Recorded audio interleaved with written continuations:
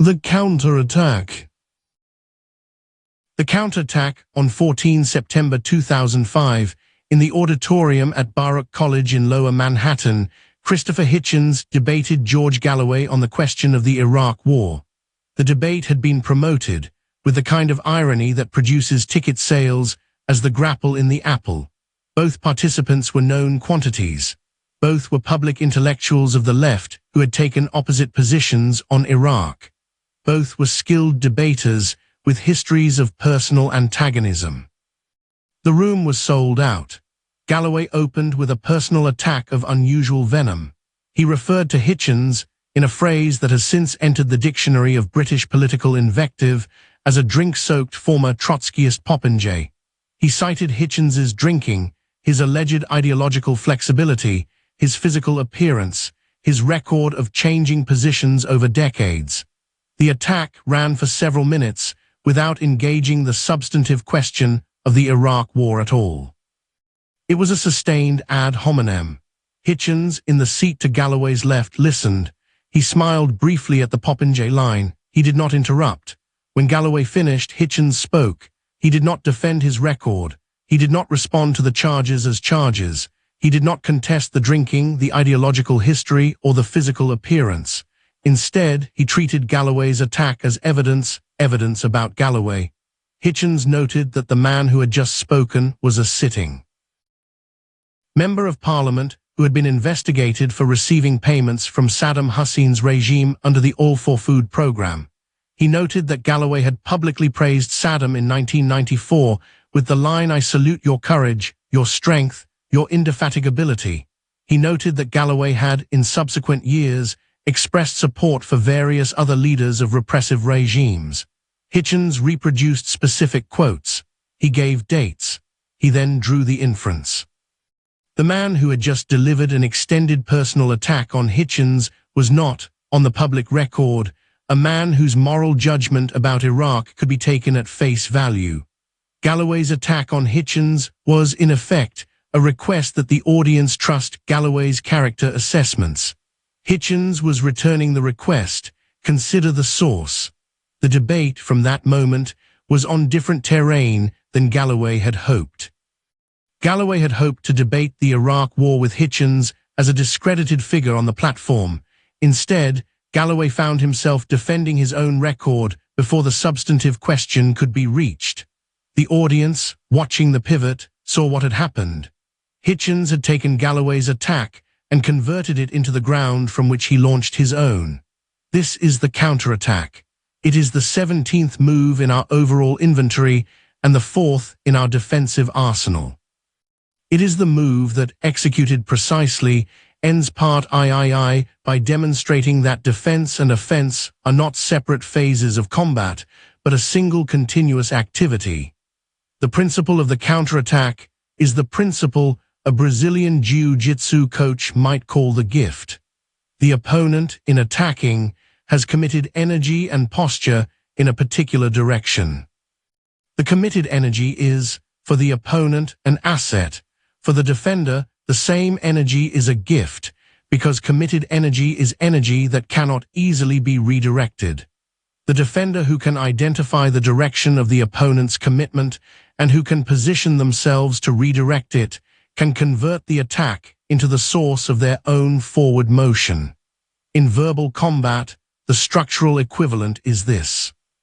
The opponent's attack contains premises, claims, assumptions, framings that the opponent has committed to in launching the attack. The premises, having been committed to, cannot be retracted without cost. The defender who can identify the premises and turn them, apply them to the opponent's own position, exploit their internal weaknesses, or use their structure as a setup for the defender's case, has converted the opponent's commitment into the defender's leverage. The counterattack has 3 principal structural forms. We will treat them in order. Form 1. Turn the attack on the attacker. The defender takes the substance of the attack and demonstrates that it applies, more accurately or more damagingly, to the attacker. The opponent has accused the defender of inconsistency. The defender shows the opponent's inconsistency on the same metric is greater.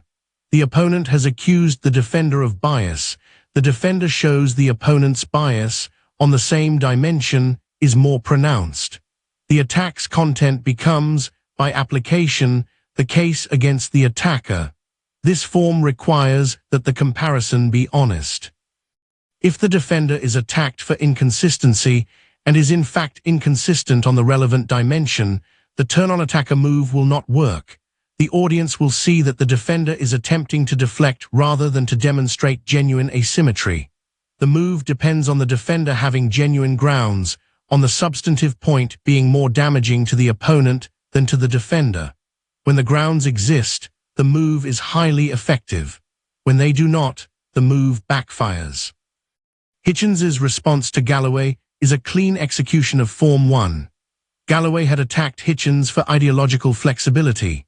Hitchens responded by demonstrating that Galloway's record on supporting authoritarian leaders was, on the public evidence, more substantial and more morally compromising than anything in Hitchens's own record. The attack, "You have changed positions," was returned as "You have, on the public record, supported worse things and have not changed positions." The audience could verify the comparison from the published record. The Form 1 move is the one most associated with the rhetoric of moral credentialing. Used badly, it descends into a contest of whataboutism, a competitive listing of the opponent's failings without engagement on substance. Used well, it functions as the costly signal we examined, the defender's willingness to accept the attack standards as binding on themselves, and to apply those standards to the comparison. Demonstrates that the defender's case rests on something other than the attack's failure. Hitchens's move at Baruch was the high form. Many uses of the move in cable news are the low form.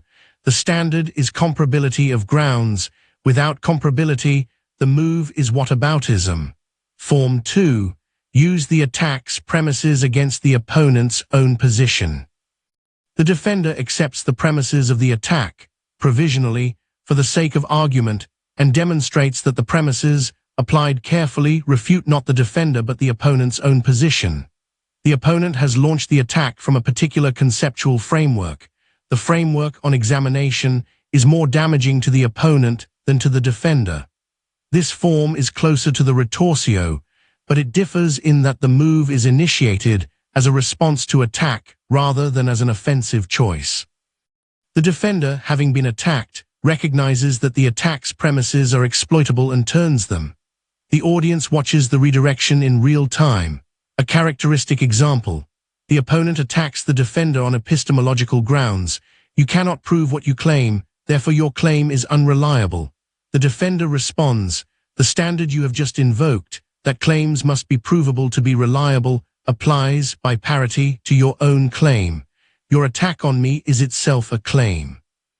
If your standard is right, your attack is unreliable.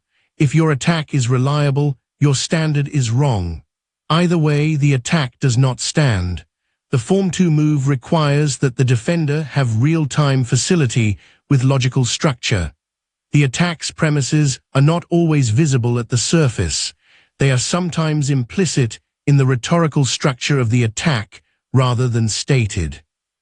The defender who can extract the implicit premises and demonstrate their double edge has access to a counter that is not available to defenders who can engage only with explicit content. Form 3. Convert the attack's energy into a setup for the case. The defender does not respond to the attack on its own terms at all.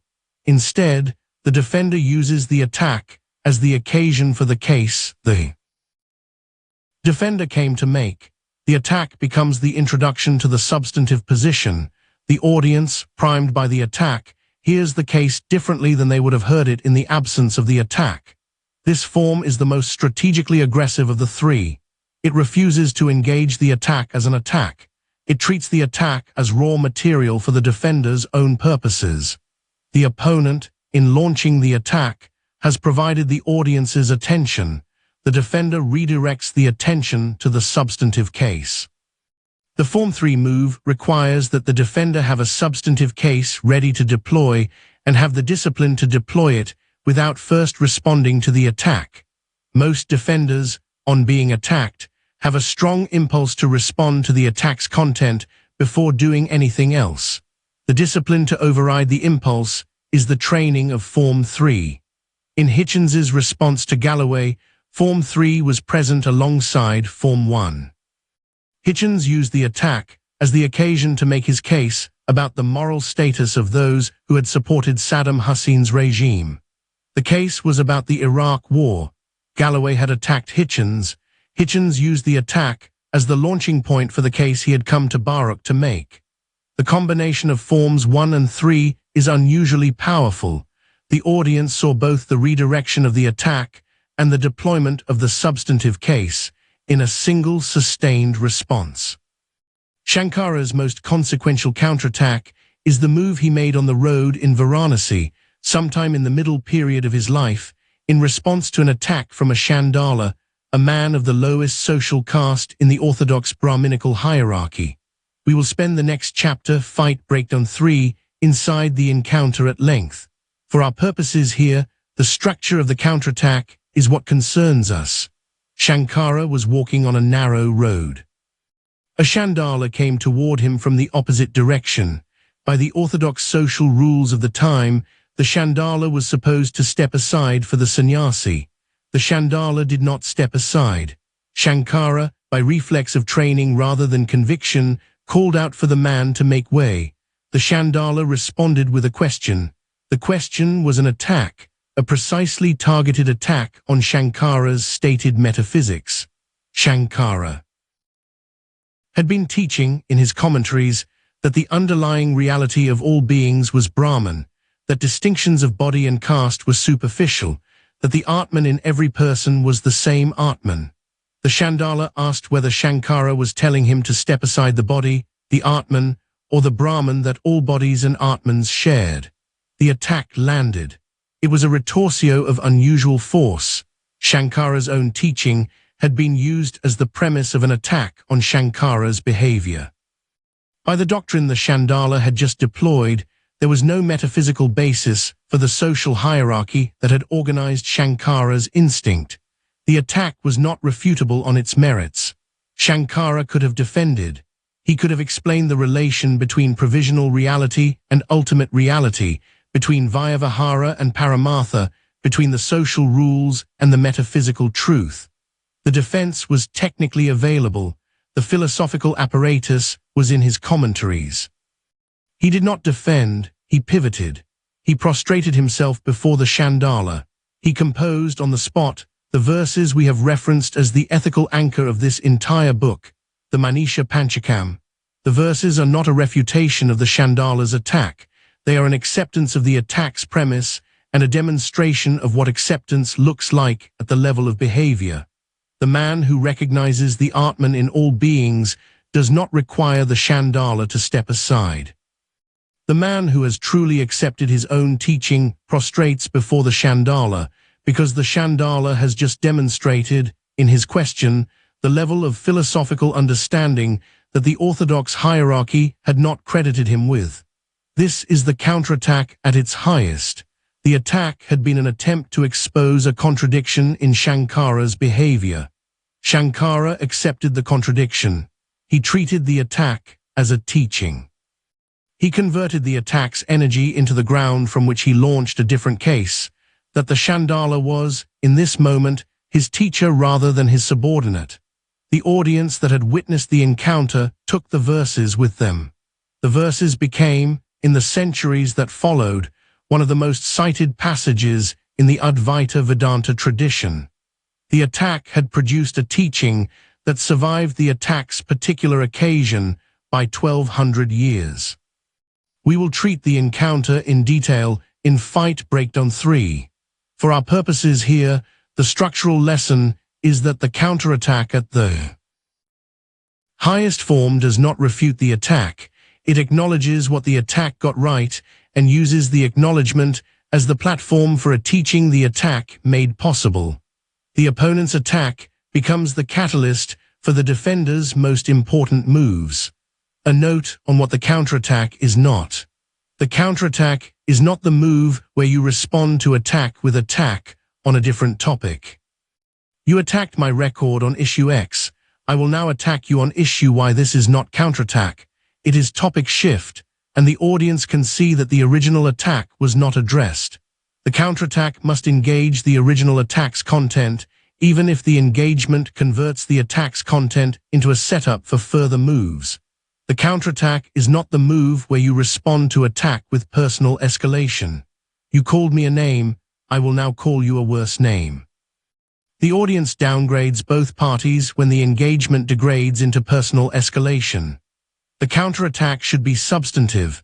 The opponent's personal attack, if used as material, should be converted into observations about the opponent's record, judgment, or commitments, not into reciprocal name-calling. The counterattack is not, finally, the move you reach for first in every defensive situation. Sometimes the right defensive move is the cage break, sometimes it is the flood defense, sometimes it is the simple cascade, completed without an offensive component. The counterattack is available when the attack contains usable commitments. When it does not, other moves are better. The discrimination is part of the discipline.